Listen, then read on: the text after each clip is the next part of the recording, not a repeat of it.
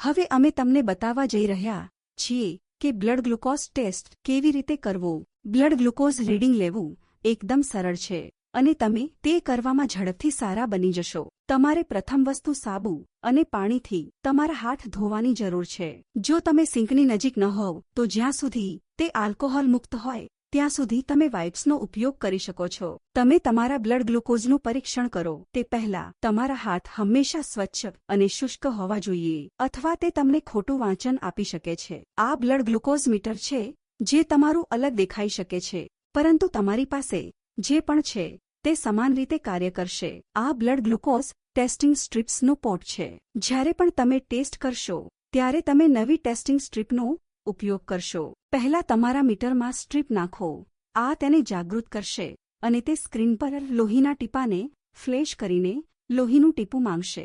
આ બતાવે છે કે તે હવે તમારા રક્તનું પરીક્ષણ કરવા માટે તૈયાર છે। તમારે મીટર માટે બીજું કંઈ કરવાની જરૂર નથી। આ તમારી આંગળી પ્રિકર છે અને અહીં સોય છે। તમે આનો ઉપયોગ મીટરના પરીક્ષણ માટે લોહીના નાના ટીપા મેળવવા માટે કરશો। સોય તમારી ત્વચામાં કેટલી ઊંડે જાય છે તેના માટે અહીં ફિંગર પ્રિકર પરના નંબરો સેટિંગ છે। શરૂઆત કરવા માટે તમે ઓછી સંખ્યાથી પ્રારંભ કરશો પરંતુ તમારે આ નંબર ઉપર મૂકવો પડશે કારણ કે તમને લોહીનું એક ટીપું મળે તેની ખાતરી કરવામાં સમય પસાર થાય છે। અમે તમારી આંગળીના મધ્ય ભાગને ટાળવાનો પ્રયાસ કરી આંગળીના ટેરવામાંથી લોહીનું એક ટીપું લઈએ છીએ કારણ કે તમારા બધા ચેતા અંત અહીં છે।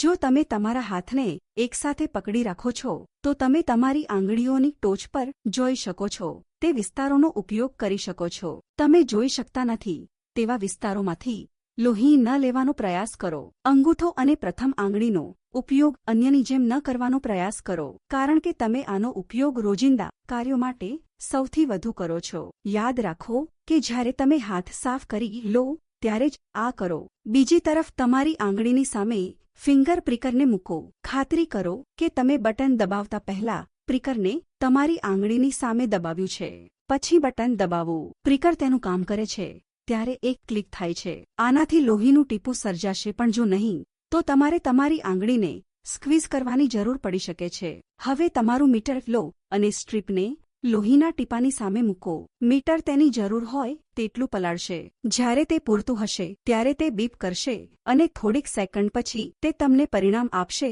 જે પછી તમે તમારી ડાયરીમાં લખી શકો છો। જ્યારે પણ તમે બ્લડ ટેસ્ટ કરાવો ત્યારે તમારે તમારી ફિંગર પ્રિકરમાં નવી સોયનો ઉપયોગ કરવાની જરૂર છે નહીં તો સોય મંદ પડી જશે અને વધુ નુકસાન કરશે। આ આપમેળે થતું નથી તેથી તમારે ખાતરી કરવાની જરૂર છે કે તમે સોય બદલી છે। વપરાયેલી પટ્ટીઓનો નિકાલ કરવા માટે તેને મીટરમાંથી બહાર કાઢો અને તમારા શાર્પ ડબ્બામાં ફેંકી દો જે અમે તમને પછીથી બતાવીશું। આ તે છે જ્યાં તમે સોય અથવા પૂર્ણ બેરલનો નિકાલ કરો છો તેના આધારે તમે કયા ઉપકરણનો ઉપયોગ કરી રહ્યા છો।